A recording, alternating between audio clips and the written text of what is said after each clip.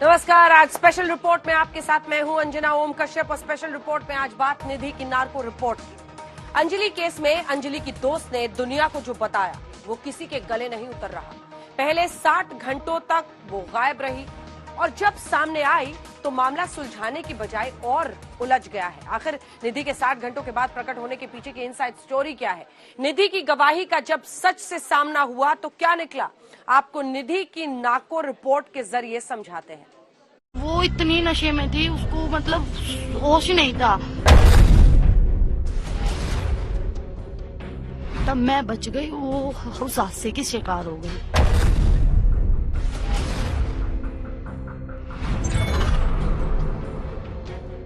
नाम निधि, पहचान अंजलि की दोस्त, अहम क्यों, केस की एकमात्र गवाह। अंजलि की दोस्त निधि अब पूरे केस में एक सबसे बड़ी पहेली है। कैमरे पर निधि की कहानी ने पूरे केस को सुलझाने के बजाय पूरी तरह उलझा दिया।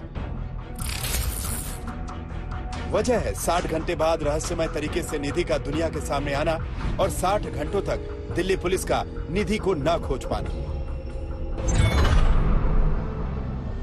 मतलब ये कि निधि सब जानती है, लेकिन 60 घंटों तक निधि लापता क्यों रही? अब यही पूरी दुनिया जानना चाहती है। दरअसल निधि के दिमाग में अंजलि की हत्या से जुड़ा एक एक राज मौजूद है। यानी निधि सच बोलेगी तभी 1 जनवरी के 5 जल्लादों को कड़ी सजा मिलेगी। लेकिन निधि की गवाही वाली टाइमिंग देखें तो कई सवाल सामने हैं। मतलब हादसे के बाद अंजलि को छोड़कर भागी निधि का अचानक 60 घंटे बाद पुलिस के सामने आना, मतलब दिल्ली पुलिस की पूरी थ्योरी पर मुहर लगाना, मतलब जो दोस्त अब दुनिया में नहीं है उसी दोस्त पर उंगली उठाना, मतलब निधि की बात को काटने के लिए अंजलि का इस दुनिया में मौजूद न होना, मतलब निधि की गवाही से सीधे सीधे अंजलि के गुनहगारों को फायदा मिलना। आप दोनों उस होटल में गए थे? यहाँ उसके बाद क्या क्या हुआ? उसके बाद कुछ नहीं। उसके बाद थोड़ी सी वो कह रही थी कि मैं स्कूटी चलाऊंगी। मैंने कही मैं चलाऊंगी, क्योंकि वो उसने बहुत ज्यादा ड्रिंक कर रखी थी। उसने कहा मैं चलाऊं। मैंने कहा नहीं बहन, मैं नहीं चलाने दूंगी तुझे, मैं चलाऊं। तो उसने हाथापाई करी कि ना बहन नहीं मैं चलाऊंगी, नहीं मैं चलाऊंगी। ये बात हुई हमारी। वो सीसीटीवी में दिख भी रहा? हाँ जी, उस दौरान वो बातें हुई। वो उसने बहुत ज्यादा ड्रिंक कर रखी थी, बहुत ज्यादा ड्रिंक कर रखी थी। निधि आखिरी वक्त तक अंजलि के साथ स्कूटी पर मौजूद थी। यहाँ आपको ये समझना है कि हादसे का कोई वीडियो नहीं है। आखिरी बार स्कूटी पर निधि और अंजलि को एक साथ देखा गया। भले ही निधि पूरे केस में दिल्ली पुलिस की गवाह हो, लेकिन 60 घंटे तक अंजलि का गायब रहना उसे भी शक के घेरे में खड़ा करता है। अब हमारे पास एक इंसिडेंट की आई विटनेस है और वो पुलिस के साथ कोऑपरेट कर रही है, और इसमें अभी 164 सीआरपीसी के तहत उसकी जो स्टेटमेंट है वो रिकॉर्ड कराई जा रही है। यह दिल्ली पुलिस के लिए इस केस के इन्वेस्टिगेशन में एक सिग्निफिकेंट डेवलपमेंट है, और जो अक्यूज्ड हैं उनको एक तरह से सजा दिलाने में हमारे लिए महत्वपूर्ण साबित होगा। सरल शब्दों में समझें तो हादसे की असल वजह साफ नहीं। मुमकिन है कि हादसे से पहले 1 जनवरी को 5 जल्लादों ने अंजलि का पीछा किया। अगर हादसे वाली थ्योरी को सही भी मान लें तो भी इस संभावना से इनकार नहीं किया जा सकता कि जल्लादों ने पहले छेड़छाड़ की कोशिश की हो और जब अंजलि ने विरोध किया तो स्कूटी को टक्कर मारी। कि वो ना मतलब होश में नहीं थी अपने, और मैं पीछे बैठकर भी मैंने गाड़ी को संभाला कि कहीं कोई हादसा ना हो जाए। और पहले तो एक बार हम हादसे से बचे, हम दोनों मरते। एक बार ट्रक हमारे आगे जा रहा था, है उसको गुस्सा आया कि मेरा बॉयफ्रेंड मुझे कैसे छोड़ सकता है, मैं शादी करूंगी, ये है वो, ऐसे ही कुछ उसने बोला। तो वो ट्रक में भेड़ने जा रही थी, हम दोनों उस ट्रक के उस दौरान हम दोनों मरते। तो क्या निधि जितना बता रही है उससे ज्यादा छिपा रही है? निधि को लेकर सवाल कई, जिसका जवाब मिलना अभी बाकी है। यानी निधि के दिमाग के नार्को टेस्ट से ही दुनिया के सामने पूरा सच आएगा। मसलन हादसे के बाद वो क्यों भागी, 60 घंटे तक निधि चुप क्यों रही, अंजलि पर उंगली क्यों, ड्रिंक वाली थियरी क्यों, बॉयफ्रेंड वाला एंगल क्यों, खुद सही अंजलि गलत क्यों, गवाही स्क्रिप्टेड है या सही। यकीन मानिए निधि जब सामने आई तो अपनी दोस्त अंजलि को लेकर दिए बयान से पूरे केस को 360 डिग्री घुमा दिया। क्या ये पूरे केस को कमजोर करने की कोई साजिश है? हर दिन नए नए खुलासों ने दिल्ली पुलिस की वर्किंग स्टाइल पर कई सारे प्रश्न चिन्ह लगा दिए हैं। वारदात के फौरन बाद बिना प्रॉपर इन्वेस्टिगेशन के अंजलि केस को हादसा बता दिया। हल्की धाराओं में केस दर्ज किया, न टाइम पर अंजलि का पोस्टमार्टम कराया। फंसने के बाद अब दिल्ली पुलिस खुद को बचाने के लिए तरह तरह के जतन करने में जुट गई है। तो क्या इसी दांव का हिस्सा है 60 घंटों के बाद निधि का दुनिया के सामने आना?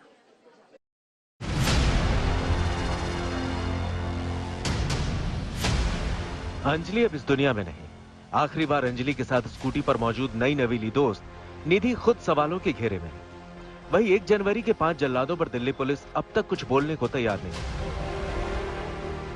अगर आप दिल्ली पुलिस की 2 प्रेस कॉन्फ्रेंस और निधि के बयान का मिलान करके देखें तो कुछ बातें चौंकाने वाली हैं। मतलब दिल्ली पुलिस और निधि के बयान एक जैसे हैं, या यूं कहें जो दिल्ली पुलिस बोल रही है वही निधि ने दोहरा दिया। यहां आपको याद रखना है कि दिल्ली पुलिस ने 2 बार प्रेस कॉन्फ्रेंस की। दोनों का वक्त जोड़े तो 8 मिनट दिल्ली पुलिस बोली, लेकिन 5 जल्लाद नशे में थे या नहीं इस पर एक शब्द नहीं बोली। केस में हादसे वाली थियरी के अलावा साजिश की कोई संभावना है इस पर भी एक शब्द नहीं बोली। अगर निधि के बयान को सुने तो सारांश यही है कि मामला हिट एंड रन का है। सुनियोजित साजिश की कोई संभावना नहीं। अंजलि तो बहुत ज्यादा शराब के नशे में थी। दोनों के बयानों का निष्कर्ष एक है, मामला हादसे का है। यानी कहानी वही पहुंच गई जहां से दिल्ली पुलिस ने शुरू की थी। कोई सेक्सुअल असॉल्ट और मर्डर का इंसिडेंट है, ये बिल्कुल गलत है, बिल्कुल बेबुनियाद है, तथ्य पर आधारित नहीं है। हमारे इन्वेस्टिगेशन के मुताबिक पूरे तौर पे ये तय है कि ये एक फैटल एक्सीडेंट है, जिसमें कार चलाने वाले लोगों ने विक्टिम को ड्रैग किया, काफी दूर तक खींचते हुए ले गए, जिससे शरीर के कपड़े भी रिमूव हो गए थे और रिब्स एरिया भी डैमेज हो गया था, सारा पोर्शन छिल गया था। उस रात ये हुआ था कि जैसे कि गाड़ी सामने से आई और हम स्कूटी पे थे, सामने से आई गाड़ी, फिर गाड़ी ने एक दूसरे की टक्कर दे दी, तो वो गाड़ी के नीचे घुस गई। मैं अपनी स्कूटी के मतलब बगल में गिर गई, वो गाड़ी के नीचे घुस गई। तो गाड़ी के नीचे कहीं उसका पैर या कुछ उसका फंस गया था, तो फंसने के बावजूद वो निकल ही नहीं पाई। तो जो गाड़ी चला रहे थे उन्होंने आगे पीछे गाड़ी करी 2-3 बार। लड़की रो रही थी, उन्होंने सुना नहीं, वो चिल्लाते चिल्लाते लड़की को ले गए, आगे खींचकर लेके गए, आगे खींचकर फिर पीछे करा, फिर खींच के फिर खींचते खींचते उसे वहां तक ले गए लड़की को। और बस यही था जहाँ का एक्सीडेंट हुआ था, सीन यही था। सोचिए कितनी आसानी से निधि ने पूरे केस की फाइल को बंद करने वाला बयान दिया, जैसा दिल्ली पुलिस ने दिया था। खुद को अंजलि की सहेली बताने वाली निधि से जुड़ी दोनों पहेली सुलझनी जरूरी है। पहेली नंबर 1, हादसे के वक्त मौजूद निधि अपनी दोस्त को मौका वारदात से छोड़कर क्यों भाग गई? क्यों निधि ने फौरन दिल्ली पुलिस को वारदात की इत्तला नहीं दी? अगर निधि दोस्त है तो भला कोई दोस्त अपनी ही आंखों के सामने उसे तड़प तड़प कर मरने को कैसे छोड़ सकती है? जबकि अगर वो बचाने की कोशिश करती तो शायद अंजलि आज जिंदा होती। दूसरी पहेली यह है कि हादसे के 60 घंटों तक क्यों निधि गायब रही और 60 घंटों तक पुलिस उसे खोज क्यों नहीं सकी? इन दोनों सवालों के जवाब में निधि ने जो कहानी सुनाई वो गले नहीं उतर रही है। बिल्कुल अपनी शुद्धि में नहीं थी, मैं अपने होश में ही नहीं थी कि मैं जाकर पुलिस को बताऊं। मैं सोची कहीं वो बात मेरे पे ना आ जाए। एक होता है ना कि मेरे को लगा कि क्या करूं मैं, मेरे को जो ये ठीक लगा कि मैं अपने घर पे जाऊं, अपने घर पे बैठ के शांति से सोचूं क्या करना है क्या नहीं। कुछ नहीं समझ में आया तो 2 दिन बाद पुलिस ने पूछा तो मैंने पूछताछ में सब बता दिया, ऐसे ऐसे हादसा हुआ था, ऐसे ऐसे उस लड़की का एक्सीडेंट हुआ और उस दौरान मैं बच गई। किस्मत इतनी अच्छी, मैं बच गई और वो लड़की उस हादसे की शिकार हो गई। सामान्य हालात में ऐसा नहीं होता है जैसा निधि कैमरे पर बयान कर रही थी। तभी तो अब निधि की भूमिका की जांच की भी आवाज उठने लगी है। जो भी दोषी हैं इनको फांसी की सजा होनी चाहिए और ये जो लड़की अंजलि की दोस्त बताती है अपने आप को, इसकी भी जांच होनी चाहिए। सवाल इस वीडियो में भी है। दावा यही है कि हादसे के बाद निधि सीधे अपने घर पहुंची।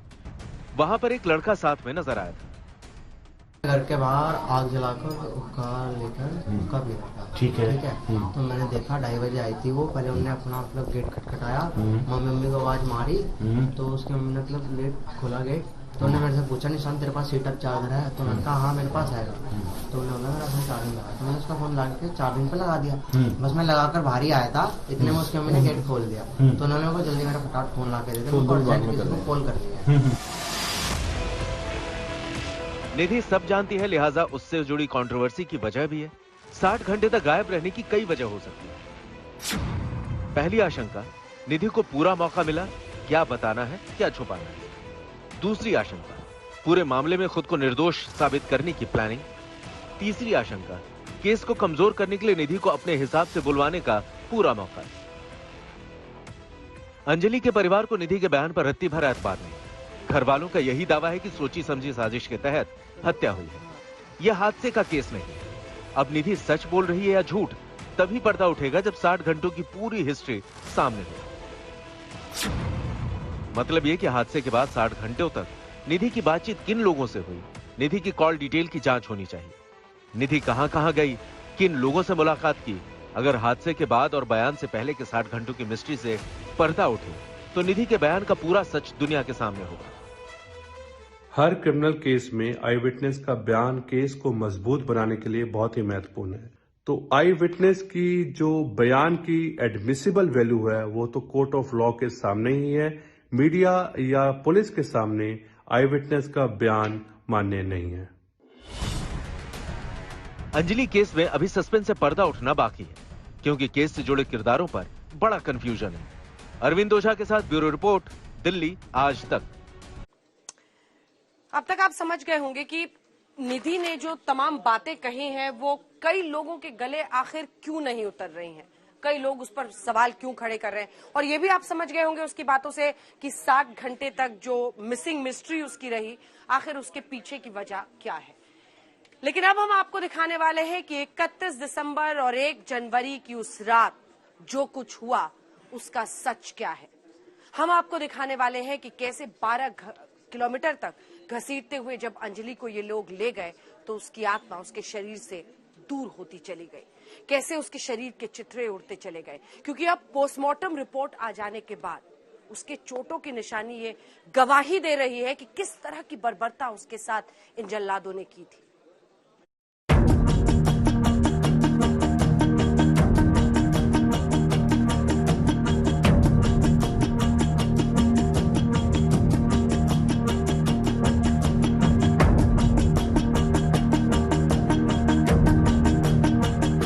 अंजलि को 12 किलोमीटर तक कार से घसीट कर मारने वाले ये 5 जल्लाद पुलिस की रिमांड में हैं। जल्लाद नंबर 1 दीपक खन्ना, उम्र 26 साल, ग्रामीण सेवा में ड्राइवर।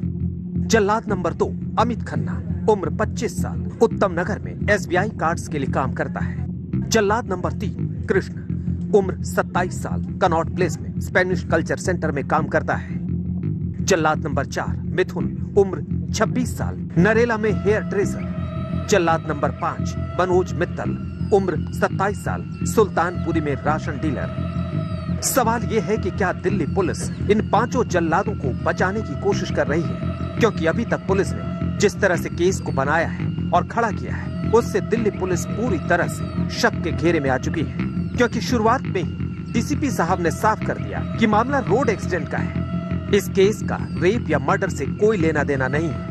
यानी कायदे से डीसीपी साहब ने 5 आरोपियों को पहले ही दिन अपनी तरफ से क्लीन चिट दे दी थी। लेकिन पुलिस पर उंगलियां उठी तो शुरू में दर्ज हल्की FIR में गैर इरादतन हत्या की धारा भी जोड़ दी जाती है। पुलिस ने कैसे इस केस को कमजोर करने की कोशिश की, ऐसे समझिए।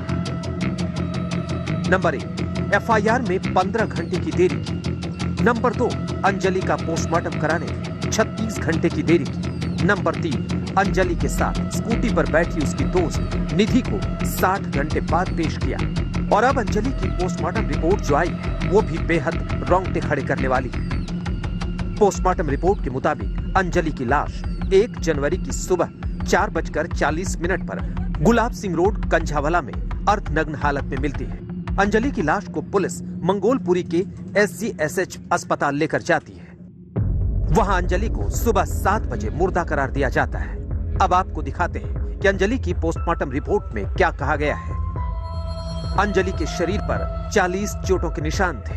अंजलि के दोनों पैर घुटनों से मुड़े हुए थे। पैर, चेहरे और यहाँ तक कि आंखों में कीचड़ और मिट्टी भरी थी। यहाँ तक कि प्राइवेट पार्ट में भी कीचड़ और मिट्टी पाई गई है। अंजलि के दिमाग का अंदरूनी हिस्सा गायब था। अंजलि की पसली की हड्डियां पूरी तरह पिस गई थी। अंजलि के फेफड़े तक बाहर आ गए थे। अंजलि के चेस्ट के पीछे का हिस्सा पूरी तरह एक्सपोज था। पोस्टमार्टम रिपोर्ट में कहीं अल्कोहल का जिक्र नहीं है। अंजलि की लाश से शराब की बू नहीं आ रही थी। पोस्टमार्टम रिपोर्ट में कहीं अल्कोहल का जिक्र नहीं, लेकिन इसका मतलब ये नहीं हुआ कि अंजलि ने शराब नहीं पी रखी थी। अमूमन पोस्टमार्टम रिपोर्ट में शराब का जिक्र सिर्फ तभी होता है जब लाश से अल्कोहल की बू आ रही है। अब अंजलि ने शराब पी रखी थी या नहीं, ये तभी पता चलेगा जब अंजलि के खून, यूरिन और विसरा की रिपोर्ट आएगी, और ये तीनों रिपोर्ट आना अभी बाकी है। Semi digested food material present and wards are not affected, मतलब कि पोस्टमार्टम रिपोर्ट में एब्डोमेन में किसी भी तरीके का अल्कोहल पदार्थ नहीं पाया गया है। पोस्टमार्टम रिपोर्ट के साथ साथ अंजलि की एफएसएल रिपोर्ट भी आ गई है। एफएसएल रिपोर्ट इसलिए जरूरी है क्योंकि इसी से पता चलेगा कि आखिर अंजलि कार के किस हिस्से में फंसकर घिसटती चली गई, और क्या कार में अंजलि के फंसे होने की जानकारी कार में सवार आरोपियों को नहीं थी। अब यहाँ अंजलि की दोस्त निधि का बयान भी अहमियत रखता है। भले उसने ज्यादातर बातें दिल्ली पुलिस की थ्योरी के हिसाब से और खुद को निर्दोष साबित करने के लिए कही हो, लेकिन निधि की एक गवाही से अंजलि को रौंदने वाले पांचों जल्लादों का बचना आसान नहीं होगा। निधि ने कहा है कि कार में बैठे लोगों को पता था कि अंजलि कार में फंसी, उसके बाद भी उन्होंने कार भगाई, कार को जानबूझकर आगे पीछे किया। उनको जानकारी थी और गाड़ी में ना कोई सॉन्ग बज रहे थे ना कुछ बज रहा था। गाड़ी बिल्कुल शांत थी और ना लाइट वाइट थी, कुछ नहीं था, सब कुछ शांत था गाड़ी का। और उन्हें पता भी था कि एक लड़की उनकी गाड़ी के नीचे, और उन्हें पता भी था लेडीज ही है। उन्हें ये नहीं पता था कि जेंट्स, उन्हें पता था लेडीज है उसके नीचे। उन्होंने जानबूझकर आगे लेके गए गाड़ी को, और उन्होंने जानबूझकर लेके जाके जानबूझ के ही वो घसीटते लेके गए। उन्होंने एक बार भी उतर कर देखा नहीं कि हम उस लड़की को बचा ले। आइए अब कानून की बात करते हैं। लोगों के गुस्से, दबाव और फटकार के बाद दिल्ली पुलिस ने कार में सवार पांचों आरोपियों के खिलाफ गैर इरादतन हत्या की धारा जोड़कर कानून पर कोई एहसान नहीं किया है, बल्कि कानून का एक तरह से मजाक ही उड़ाया है। क्योंकि कायदे से ये केस गैर इरादतन हत्या का नहीं, बल्कि सीधे हत्या का केस है। कम से कम केस की सबसे अहम और इकलौती चश्मदीद निधि के बयान के बाद इसकी कोई गुंजाइश भी नहीं बचती। इस वक्त हम मौजूद हैं सुल्तानपुरी थाने से तकरीबन 2 किलोमीटर दूर किशनगढ़ इलाके में, जहां पर हम मौजूद है। यहीं पर चौथी मंजिल पर, इसी मकान के चौथी मंजिल पर मनोज मित्तल का मकान है। जो जानकारी हमें मिली है, पिछले 4 से 5 साल से मनोज मित्तल यहां पर रहने आए थे। हालांकि कोई अभी ज्यादा बात नहीं कर रहा, लेकिन मनोज मित्तल वो शख्स है जो ड्राइवर की बगल वाली सीट पर बैठा हुआ था, और उसके बाद जब एक्सीडेंट हुआ तब भी वो वहीं था। और उसके बाद ये सवाल उठने शुरू हुए कि आखिर मनोज मित्तल जो कि ड्राइवर की बगल की सीट पर बैठा था, उसे कैसे इस बात का अंदाजा नहीं हुआ कि गाड़ी के नीचे एक लड़की फंसी हुई है। अब तक की जानकारी के मुताबिक टक्कर के बाद अंजलि की स्कूटी नीचे गिरी और कार के बाएं हिस्से में अगले पहिए में जा फंसी। उस वक्त कार को आरोपी दीपक खन्ना चला रहा था, जबकि आगे की तरफ ड्राइवर के बगल वाली सीट पर आरोपी मनोज मित्तल बैठा था। हालांकि फॉरेंसिक रिपोर्ट के मुताबिक कार के अंदर से कोई खून के निशान नहीं मिले हैं, लेकिन कार के निचले हिस्से से खासकर आगे बाईं तरफ और बीच में खून के निशान जरूर मिले हैं। मिलन शर्मा के साथ हिमांशु मिश्रा, दिल्ली, आज तक। अंजलि केस में दिल्ली पुलिस की तरफ से एक और इंक्वायरी हो रही है, जो स्पेशल सीपी शालिनी सिंह कर रही हैं, ये पता लगाने के लिए कि 31 दिसंबर और 1 जनवरी की उस रात आखिर दिल्ली पुलिस की तरफ से क्या खामियां हुई, क्या कुछ उस दिन हुआ था। जांच इधर आगे बढ़ती हुई इस दिशा में भी जा रही है कि उस पूरे सीन को, रात वाले सीन को रिक्रिएट करने के लिए एफएसएल की टीम पहुंची थी, ताकि तह तक पहुंच सके क्या हुआ था। देखिए, एक तरफ नए सीसीटीवी फुटेज सामने आ रहे हैं, तो दूसरी तरफ अंजलि कांड में एफएसएल टीम फुल एक्शन में। जांच में अब तक क्या निकला? क्या 1 जनवरी को पांचों जल्लाद नशे में गाड़ी चला रहे थे? आज तक ने एफएसएल के असिस्टेंट डायरेक्टर संजीव गुप्ता से एक्सक्लूसिव बातचीत की।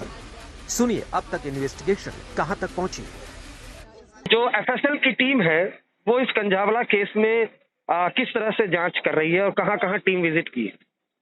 हमारी टीम ने मंडे को भी दोनों व्हीकलों का एग्जामिनेशन किया था और हम लोग स्पॉट पर भी गए थे जहाँ पे की बॉडी मिली थी और जहाँ पे एक्सीडेंट और ये स्कूटी जहाँ पे मिली थी वहाँ पे भी हमने विजिट करी थी और एग्जामिनेशन किया था। बाकी जो भी क्राइम एग्जिबिट हमें मिले थे स्पॉट से और व्हीकल से वो हमने पुलिस को सौंप दिए। अच्छा, क्या ये जो खबर आ रही है कि क्या जो व्हीकल है जो आरोपियों की बेलेनो कार उसके नीचे से ब्लड स्टेन मिले थे एफएसएल की टीम को? हाँ, कुछ स्टेन्स मिले थे वो हमने पुलिस को सौंप दिए। कार के अंदर से कोई ब्लड स्टेन मिला था सर? इस तरह की अभी मेरे को जानकारी नहीं है इस बारे में। अच्छा, दूसरा ये सवाल सर कि क्या आरोपियों के जब ब्लड सैंपल एफएसएल की टीम को दिए गए जांच के लिए? एफएसएल में डिपॉजिट किए गए आरोपियों के ब्लड सैंपल, उसकी रिपोर्ट कब तक आ सकती है? डायरेक्टर मैडम ने उसको आदेश किया है कि उसको जल्दी से जल्दी एग्जामिनेशन करके रिपोर्ट दे दी जाए। गाड़ियों की फॉरेंसिक जांच जारी। आरोपियों की इसी कार के निचले हिस्से में खून के धब्बे मिले। आज फॉरेंसिक टीम ने स्कूटी और कार की टक्कर के बाद बनी संभावनाओं की भी जांच की। सुल्तानपुर पुलिस स्टेशन में एफएसएल की टीम पहुंची हुई आप देख पा रहे हैं। जो पूरा क्राइम सीन है उसको रिक्रिएट कर रही है एफएसएल की टीम। जो डीसीपी आउटर है हरेंद्र सिंह वो बकायदा एफएसएल की टीम को बता रहे हैं आरोपियों की बलेनो कार वो आपको दिखाई दे रही होगी, साथ ही साथ नीचे की तरफ स्कूटी वो गिरी पड़ी है। दरअसल दिल्ली पुलिस की टीम एफएसएल की टीम को ये बता रही है कि इस तरीके से मौका वारदात पर हादसा हुआ था, जिसके बाद एफएसएल की टीम वो क्राइम सीन को रिक्रिएट कर रही है। इसके अलावा मैं बताऊं यही एफएसएल की टीम है जिसके असिस्टेंट डायरेक्टर ने आज तक से बातचीत में यह बताया है कि कार के निचले हिस्से में ब्लड स्टेन मिले हैं। तो अगर आप देखिए तस्वीरों में तो जो पूरा क्राइम सीन है उसको रिक्रिएट किया जा रहा है। जो दिल्ली पुलिस के जवान है वो नीचे की बेलेनो कार जो आरोपियों की मौजूद है वहां पर बैठे हुए हैं, स्कूटी यहाँ पर मौजूद है और दिल्ली पुलिस की टीम एफएसएल की टीम के साथ पूरा जो क्राइम सीन है उसको लगातार रिक्रिएट कर रही है, समझने की कोशिश कर रही है दिल्ली पुलिस एफएसएल की टीम के साथ कि किस तरीके से वहां पर हादसा हुआ होगा। अब एक नया सीसीटीवी फुटेज सामने आया है जिसमें आरोपियों की गाड़ी दिखाई दे रही है। हादसे के बाद 1 जनवरी के 5 जल्लादों की कार जिस रास्ते से गुजरी उस रास्ते पर दिल्ली पुलिस की पीसीआर वैन दिखी। सवाल यही है कि आखिर पुलिस ने क्यों कुछ नहीं देखा। 12 किलोमीटर तक आरोपी 2 घंटे तक अंजलि को घसीटते रहे और पुलिस वालों ने देखा तक नहीं। दिल्ली पुलिस की इसी अंधेर गर्दी पर रिपोर्ट तैयार कर रही स्पेशल सीपी शालिनी सिंह ने क्या कहा, सुनिए। अभी इंक्वायरी चल रही है, अभी फाइनलाइज नहीं हुई है। हाँ। तो अभी जब तक सारी चीजें एनालाइज ना कर ले तभी तक कुछ भी नहीं। मैम पुलिस वालों की भी लापरवाही की बात जो सामने आ रही है उसको लेकर सारे एस्पेक्ट्स को एग्जामिन किया जा रहा है। इंक्वायरी जब खत्म होगी तो रिपोर्ट सबमिट मैम कब तक रिपोर्ट आप दे देंगे एमएचए को? अभी तो सारी चीजें एनालाइज कर रहे हैं। आपके जितने भी सवाल है मीडिया भी जो उठा रही है उन सबको अच्छी तरह से इंक्वायर किया जाएगा, उसके बाद रिपोर्ट सबमिट होगी। जल्द ही शालिनी सिंह अपनी रिपोर्ट सौंपेगी। वहीं हमने ऑटो एक्सपर्ट से समझा कि क्या ये मुमकिन है कि हादसे के बाद ड्राइवर को पता न चले कि बॉडी नीचे फंसी हुई है। सुनिए एक्सपर्ट का जवाब। अब एक इंसान वो कम से कम नहीं तो 40-45 किलो की होगी कम से कम, और ऑन टॉप ऑफ दैट आपने मारा है उसको, तो यू ऑब्वियसली नो कि आपके नीचे कोई चीज हो सकता है फंसी हो या, और फिर उसके बाद हैवीनेस आपको गाड़ी के अंदर महसूस होती है, वो खींचने की जो होती है वो पुल महसूस होती है। तो you can't be an absolute dud कि आपको पता ही ना लगे ये क्या हो रहा है। और इनको सब पता था, ये तो जान के उसको 13-14 किलोमीटर घुमाते रहे कि कहीं ना किसी तरह अपने आप बॉडी निकल के गिर जाए। मतलब आगे से उसको टक्कर लगी है उसकी स्कूटी को और वो किसी तरह से उसका पैर यहाँ फंसा है गिरने की वजह से, और उसके बाद वो निकल ही नहीं पाई है। और यहाँ पर देखिए कुछ नहीं है इसके अंदर, गाड़ी के अंदर जिसके अंदर कोई हुक हो या कोई ये सब प्लास्टिक है। ये सब चीजें ऐसी हैं क्या जहाँ ये प्लास्टिक है सब, तो इसके अंदर कुछ नहीं हो सकता। फंसने की जगह यही है, ये डैमेज हुआ होगा और इसके साथ फिर अंदर पांव फंस गया उसका, उसी बीच में, इन दैट इम्पैक्ट। सो उसके बाद किसी भी कीमत पे बाहर निकलने के चांसेस बचे ही नहीं हो सकते, क्योंकि जब आपकी टांग नी फंस जाए अंदर जाके तो फिर क्या चीज निकलेगी। जब तक कोई ना कोई जिस्म नहीं खत्म हो जाएगा तब तक तो उधर निकलेगा नहीं। आज तक ब्यूरो। अंजलि केस में दरअसल अब इंसाफ के दो मायने हैं। एक तो उन 5 जल्लादों के खिलाफ किस तरह का एक्शन होता है, तो दूसरी तरफ जो लोग जिम्मेदार थे, जो लापरवाह रहे उस रात। दिल्ली पुलिस जो कि सुन ही नहीं सकी अंजलि की चीखों को जब वो 12 किलोमीटर तक घिसकती रही। इन सभी लोगों के खिलाफ आखिर एक्शन कब होगा? महिलाओं की, लड़कियों की सुरक्षा इस देश में आज भी एक बड़ा सवाल बना हुआ है, जो निर्भया से लेकर अंजलि कांड तक उठता रहा है। आइए आपको दिखाते हैं, ताकि किसी और शहर में ऐसी घटना ना हो। आज तक के रिपोर्टर्स सड़कों पर निकले, महानगरों में रात के अंधेरे में कितनी मुस्तैद है पुलिस, ये रियलिटी चेक में देखिए। दिल्ली में अंजलि के साथ जिस तरह से दरिंदगी की गई, उसे कार के पहियों तले रौंद कर मार डाला गया और दिल्ली पुलिस सोती रही। आज तक के 18 रिपोर्टर 11 शहरों में बेटियों की सुरक्षा की पड़ताल के लिए निकलते हैं, आधी रात ये जानने के लिए कि अगर किसी सड़क पर कोई बेटी निकलती है तो वो कितनी सुरक्षित है, रात में पुलिस अपनी ड्यूटी ठीक से कर रही है या नहीं। तड़के 3 बजे गोल मार्केट पुलिस चौकी, लखनऊ। कितनी सुरक्षित हैं महिलाएं लखनऊ की सड़कों पर निकल करके हम लोग आज ये देख रहे हैं।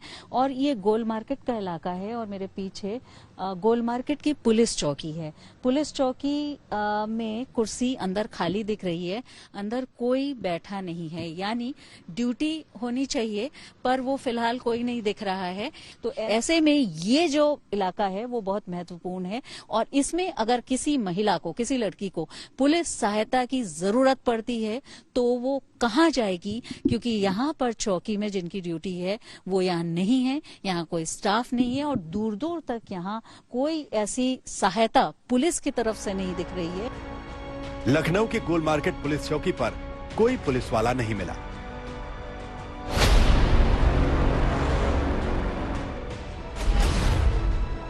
रात के 1:11, सेक्टर 17, चंडीगढ़।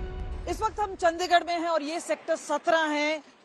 घड़ी में 1:11 बज रहे हैं इस वक्त। आप देख सकते हैं ये है 1:11 बज रहे हैं और यहाँ पर हम खड़े हुए हैं। पिछले 10 मिनट से यहाँ पर मैं खड़ी हुई थी और आपको बता दूं ट्रैफिक तो था लेकिन बहुत कम। यहाँ पे आते जाते कोई दिख नहीं रहा है, यानी यहाँ पे कल्चर नहीं है कि लोग यहाँ पर इंटरसेक्शन में आपको मिल जाएंगे इस तरह से, लेकिन गाड़ियां लगातार चल रही हैं। और यहाँ पर जो सबसे बड़ी सुरक्षा का एक गारंटी है वो ये है कि सीसीटीवी कवरेज है और चंडीगढ़ के निवासियों को पता भी है। साथ ही साथ यहाँ पर आपको दिखा दें बैरिकेड आपको नजर आ जाएंगे और यहाँ पर पुलिस वालों का प्रेजेंस नजर नहीं आ रहा है। लेकिन जब हम सेक्टर 17 की ओर आ रहे थे हमें 2 पीसीआर वैन्स कुछ देरी की डिस्टेंस में नजर आए और हम आपको दिखा दें अगर आप अकेले हैं और इस रात में हैं तो शायद जैसे एक ऑटो वाला रुका और उसने पूछा, एक मोटरसाइकिल वाला करीब से गया, लेकिन ऐसी कोई हरकत नहीं हुई। जाहिर सी बात है ज्यादातर लोग जो हमें नजर आ रहे हैं वो अपनी गाड़ियों में ही हैं, पैदल चलते हुए कम नजर आ रहे हैं और शायद जो सिक्योरिटी के जो पैमाने हैं यानी ग्राउंड पे पेट्रोलिंग है वो शायद कम है। पर यह ऐसा नहीं है कि बिल्कुल ही निदारत है, कहीं कहीं पे सिक्योरिटी चेक पॉइंट्स नजर जरूर आ रहे हैं।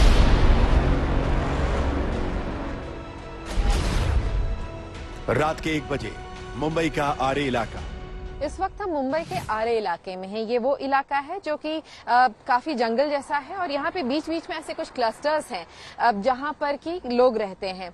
इस वक्त अब देख लीजिए पुलिस की गाड़ी बहुत देर बाद, पिछले हम तकरीबन आधे घंटे से यहाँ हैं और अब जाके पुलिस की गाड़ी दिखी है यहाँ पर। अब लेकिन देख लीजिए पूरा जो रास्ता है यहाँ पे कहीं पे भी ट्रैफिक लाइट्स नहीं है। यहाँ पे सिग्नल जो लोग हैं जो यहाँ पे चल रहे हैं उनके लिए लाइट्स नहीं लगे हुए हैं, लेकिन हाँ एक पुलिस की गाड़ी जरूर दिखी है।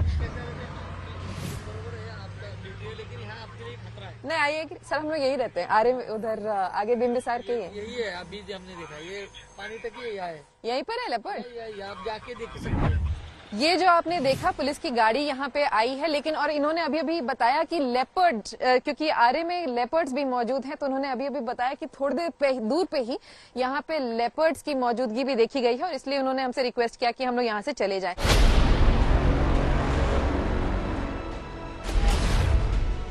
रात के 12 बजे मुंबई का प्रभा देवी। इस वक्त तकरीबन 12 बज चुके हैं रात के और हम मुंबई के एक रेलवे स्टेशन के यहाँ पे खड़े हैं। अगर आप यहाँ से देखें तो यहाँ पे सेंट्रल रेलवे का परिल स्टेशन भी है और वेस्टर्न रेलवे का प्रभा देवी स्टेशन भी है। और अगर हम पूरे इस एरिया को देखें तो यहाँ पे आपको काफी कम लोग अभी नजर आएंगे। और अगर ये आप पीछे मेरी स्ट्रीट देखेंगे, ये रास्ता अगर देखेंगे तो ना ही यहाँ पे कोई स्ट्रीट लाइट शुरू है, बस रेलवे के जो ब्रिज के लाइट्स है वो ही यहाँ पे है। ये स्ट्रीट पूरी दूर अगर आप देखेंगे तो वहां पे कोई भी स्ट्रीट लाइट भी शुरू नहीं है। वहां पे मुंबई पुलिस की मौजूदगी हमें नहीं दिखाई दे रही है और ना ही मुंबई पुलिस की कोई पेट्रोलिंग भी यहाँ पे हमें दिखाई दे रही है।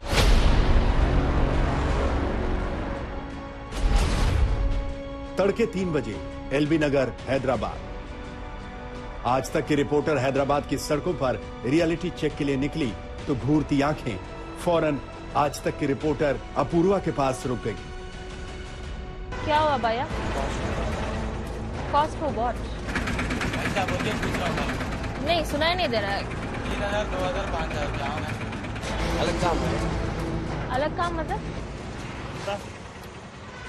क्या हुआ भैया? Cost for what? What are you asking? Why are you waiting? I'm waiting for my cab to come so I can get home. Bike वाले निकले तो एक टेम्पो वाला आ जाता है। जाना है तो जल्दी चले यहाँ से, गलत नहीं चलते हैं दूसरे खाली। क्या भैया? आपको जाने का है, जल्दी चले जाओ। बोला उबर। और इसी के साथ स्पेशल रिपोर्ट में न्यूज रूम से इतना है। इस खबर पर हमारी नजर बनी हुई है। आज तक के तमाम सहयोगी अलग अलग जगहों पर सड़कों पर निकल रहे हैं ये बताने के लिए कि देश में पुलिस कितनी मुस्तैद है। स्पेशल रिपोर्ट में इतना ही। आप देखते रहिए आज तक।